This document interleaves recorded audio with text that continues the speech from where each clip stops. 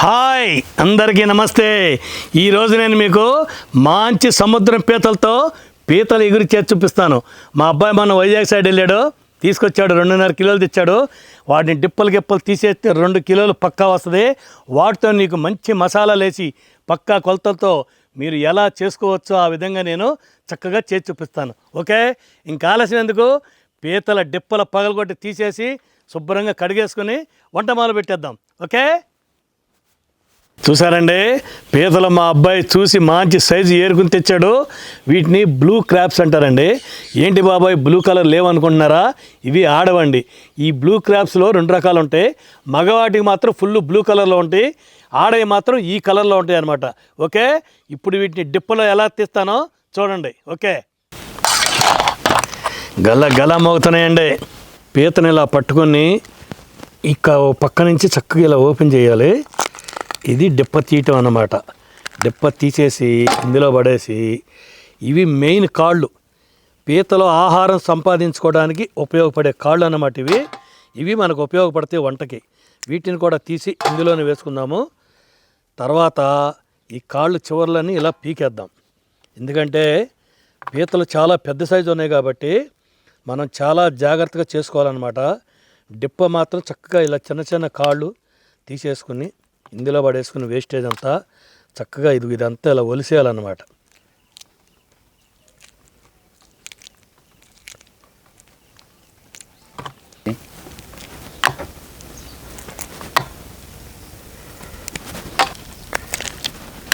వెనక భాగం కూడా ఇలా తీసేసుకోవాలండి.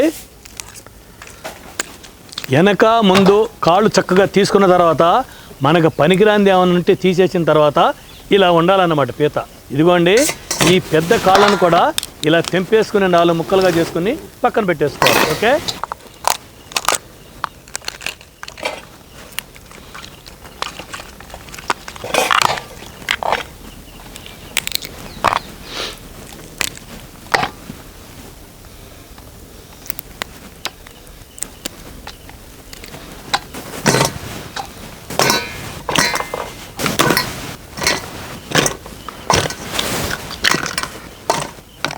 అదే అండి, చూసారండి డిప్పలో మొత్తం తీసేశాను.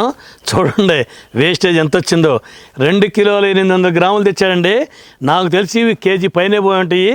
దగ్గర 2 కిలోలు నికరంగా పీతలు ఉంటాయి అన్నమాట. ఓకే, ఇప్పుడు ఈ వేస్టేజ్ అంతా పారేసి ఈ డిప్పల్ని చక్కగా కోసుకుందాం. ఇలాగా సెంటర్కి 2 ముక్కలుగా కోసుకోవాలండి.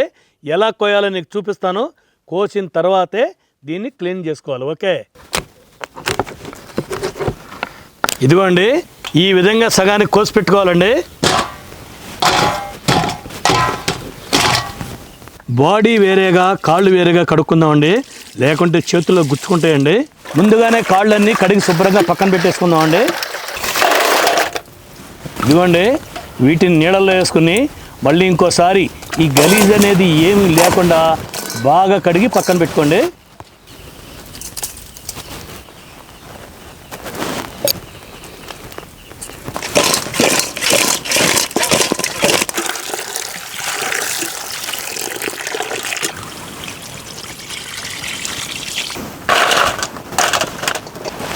ఇదిగోండి ఈ విధంగా ఉప్పు పసుపు నిమ్మకాయ వేసుకొని బాగా కడుక్కొని పెట్టుకుంటే ఇలా ఉంటాయి.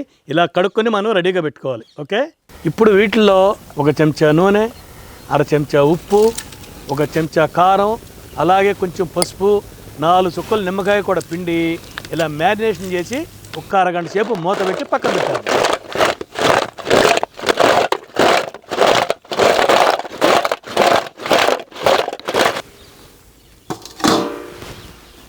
ఇప్పుడు మనం 1 చెంచా జీలకర్ర, 3 చెంచాల ధనియాలు, 6 వెల్లుల్లిపాయ రెబ్బలు, అలాగే 3 మీడియం సైజు ఉల్లిపాయలు, ఈ 4 కలిపి ఒక ముద్ద లెక్క తయారు చేసుకోవాలన్నమాట.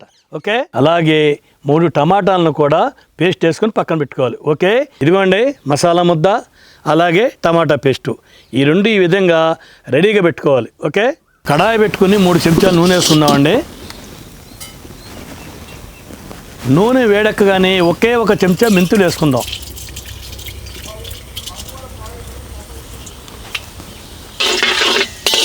మెంతులు కొంచెం వేగిన తర్వాత మనం తయారు చేసి పెట్టుకున్న మసాలా ముద్ద వేసేసుకుందాం. మనం ఇప్పుడు చేసే ప్రాసెస్ అంతా సన్న మంట మీద జరగాలండి. ఈ మసాలా ముద్ద వేసిన తర్వాత 4-5 నిమిషాల పాటు కలుపుకుంటూనే ఉండాలి.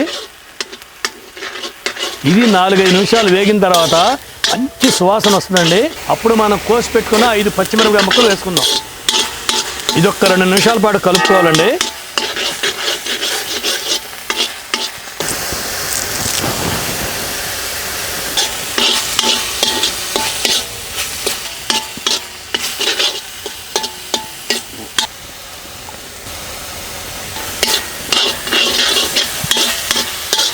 దీన్ని ఇలా పచ్చివాసన పోయే వరకు 3-4 నిమిషాలు ఇలా బాగా కలుపుకోవాలండి. పోతే మనం పీతల ఎగురు చేసేటప్పుడు ఇలా వెడల్పాటి కడాయి కానీ లేదంటే బిర్యానీ హండీ కానీ తీసుకుంటే మనం అందులో వేసి పీతల ఎగురు చేసేటప్పుడు కలుపుకోవడానికి చాలా చెయ్యి సులువుగా ఉంటుంది అనమాట. చెయ్యి ఇలా ఫ్రీగా తిరుగుద్ది అనమాట. ఓకే, పచ్చివాసన పోయిందండి. ఇప్పుడు టమాటా పేస్ట్ వేసుకుందాం. ఇదంతా ఒక్కసారి ఇలా కలుపుకొని ఒక్క 4-5 నిమిషాల పాటు సన్న మంట మీద మూత పెట్టుకుని ఉడకనిద్దాం.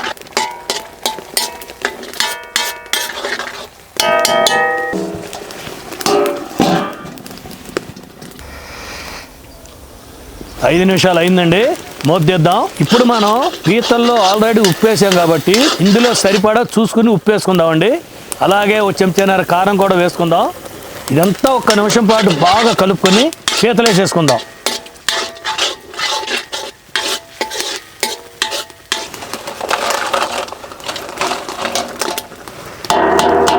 ఈ మసాలా అంతా ముక్కలకి పట్టుకునే వరకు బాగా కలుపుకోవాలండి.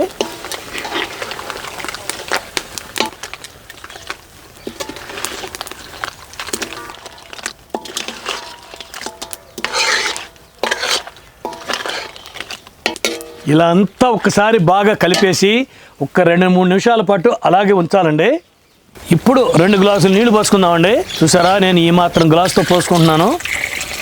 ఇప్పుడు ఇదంతా ఒక్కసారి బాగా కలిపేసుకున్నాక మూత పెట్టేసి సన్న మంట మీద ఒక 7-8 నిమిషాలు అలా ఉడకనిద్దాం.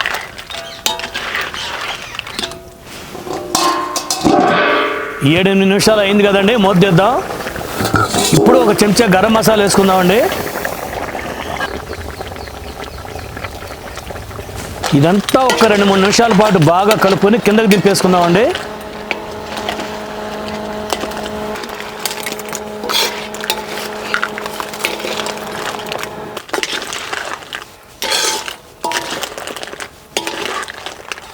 ఇంకా లాస్ట్లో కొత్తిమీర అండి.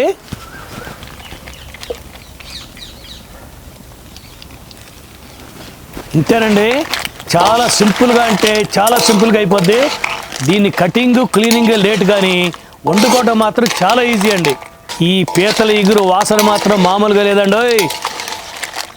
పీతల ఎగురు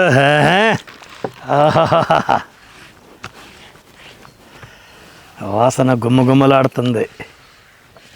చంగావి రంగు చిర కట్టుకున్న చిన్నది దాన్ని జమ్మదియా దాన్ని జమ్మదియా కొంగు కొంగు కలిపి చూడమన్నది.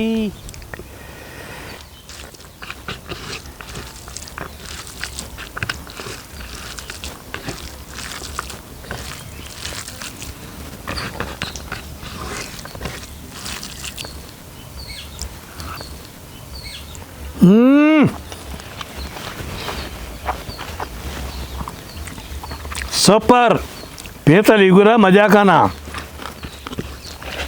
బ్రహ్మాండమైన రుచి అండి. తింటే మాత్రం వదలరు చూడండి.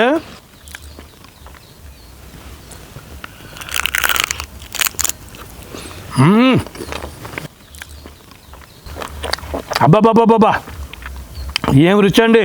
ఈ తెల్లగుండే కన్నంతా పంట కింద పడి సూపర్.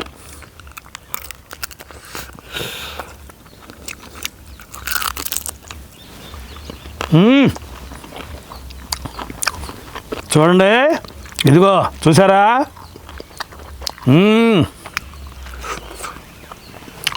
అబ్బా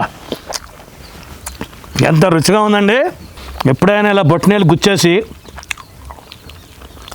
ఇందులోకి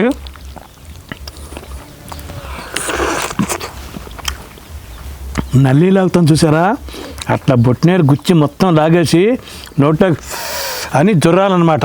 అప్పుడు దాంట్లో ఉంటుంది టేస్ట్ అండి. అబ్బా లాస్ట్లో అది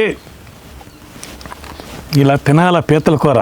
అప్పుడు దాని రుచి అంటే ఏంటో తెలుస్తుంది. మనం ఎప్పుడైనా రెస్టారెంట్లకు వెళ్ళినప్పుడు పీతల కూర ఆర్డర్ చేసుకోవాలనుకున్నప్పుడు పక్కన ఎవరన్నా ఉన్నారేమో, తింటుంటే ఏమని అనుకుంటారేమో, ముందోళ్ళు వెనకోళ్ళు పక్కనోళ్ళు, అలాంటివన్నీ వదిలిపెట్టాలా. మన ఫోకస్ మొత్తం మనం ఆర్డర్ చేసి తెప్పించుకున్న పీతల కూర మీదే ఉండాలి. పీతలు ఎగురు కావచ్చు, కర్రీ కావచ్చు, ఏదైనా కావచ్చు. ఫస్ట్ మన ఫోకస్ అంతా తిన్నామా, పీత మొత్తం చీకేసామా, డొల్ల పక్కన పడేసామా, అట్లా తింటేనే పీతల కూర టేస్ట్ అనేది, తిన్నామన్న తృప్తి కూడా రెండు మనకుంటాయి. ముందు మనం హ్యాపీగా ఉండాలి, పక్కన వాళ్ళ గురించి ఏం పట్టించుకోకూడదు. ఓకే, ఇప్పుడు నేను ఎలా తింటానో చూడండి, అలాగే తినండి. ఓకే, చూసారా పీత కాలు, ఇది మెయిన్ కాలు అన్నమాట. మన నల్లి బొక్కలో ఎలా లోపల మూలుగా అనేది ఉంటుందో దీనిలో కూడా అలాగే. ఇదిగో చూసారా కండ, ఈ కండ మనం తినాలన్నమాట. ఒక్కసారి అలా కొరికి దాన్ని ఒలిసి లోపల కండంతా తీసుకుని తింటే ఎమ్మా టేస్ట్ అనమాట. రెండో చేయి కూడా పెడుతున్నాను ఏమనుకోవద్దు, ఇది ఒక్క చేతికి రాదు. ఇదిగో చూడండి, ఇదిగో చూడండి ఎలా ఉందో పొర. ఈ పొరని ఇలాగే తీసుకోవాలన్నమాట. మనకి ఇలా కండ బయటకు వస్తుంది.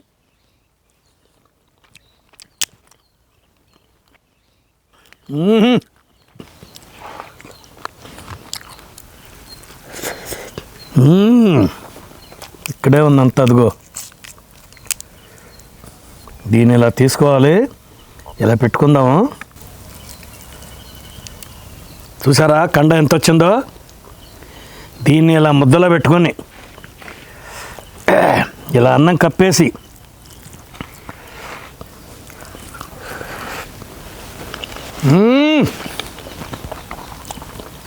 అబ్బాబాబాబాబాబా సూపర్ టేస్ట్. ఇది ఇలా తినాలన్నమాట. ఇలా పీతల కూర తినేటప్పుడు నా చిన్నతనం నాటి సంఘటనలు కొన్ని గుర్తొస్తున్నాయండి. మా నాన్నగారు మంచంలో కూర్చొని ఫుల్గా మబ్బులు వేసినప్పుడు, ఎరా చిన్నాడా నువ్వు అన్నయ్య వెళ్ళి పీతలు పట్టుడంట పొలం వెళ్ళనేవాడు. ఒక టిఫిన్ ఇచ్చేవాళ్ళు, ఇంత పొడు కర్ర ఉండేది. ఆ పొలాల్లో గట్ల మీద అటు ఇటు బొక్కలు ఉండేవన్నమాట. బొక్క పైన కనుక ఇలా కర్రతో గుచ్చితే బర్రను పీత బయటకు వచ్చేసేది. మా అన్నయ్య వెళ్ళి డబాలు దాన్ని ఇట్ట పట్టుకొని పెద్ద పెద్ద కాళ్ళని ఇరిచేసి టిఫిన్లు వేసుకునేవాడు. అట్లా గట్ట చుట్టూ తిరిగితే టిఫిన్ నిండిపోయేది. ఇంటికి తీసుకొస్తే మా అమ్మ సేమ్ ఇదే మసాలా వేసి ఇలాగే పీతలు ఎగురు పెట్టేది. అందరం చుట్టూ కూర్చుని ఆ వాతావరణం, చల్లని వాతావరణం అంటే వానాకాలం అన్నమాట.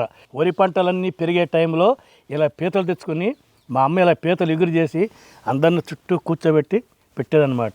నాలాగా ఈ అనుభవాలు ఎవరెవరికి ఉన్నాయో అవన్నీ మీరు కామెంట్లో పెట్టండి. నేను కూడా చదువుకొని ఎంజాయ్ చేస్తాను. ఎందుకంటే చిన్ననాటి జ్ఞాపకాలు చాలా మధుర స్మృతులు అనమాట. ఆ స్మృతులను ఒక్కసారి నెమరేసుకుంటే ఆహా ఆ రోజులే బాగుండే కదా అనిపించుకుంటుంది. అవునా కదా? కానీ ఇది మాత్రం సూపర్. ఆ రోజు మా అమ్మ చేసింది, ఈరోజు నేను చేసుకుని తింటున్నాను. చాలా బాగా వచ్చింది. మీరు కూడా తప్పకుండా నేను చేసిన విధంగా ట్రై చేయండి. ఒరిజినల్ పీతల ఇగురు తింటారు మీరు. ఓకే,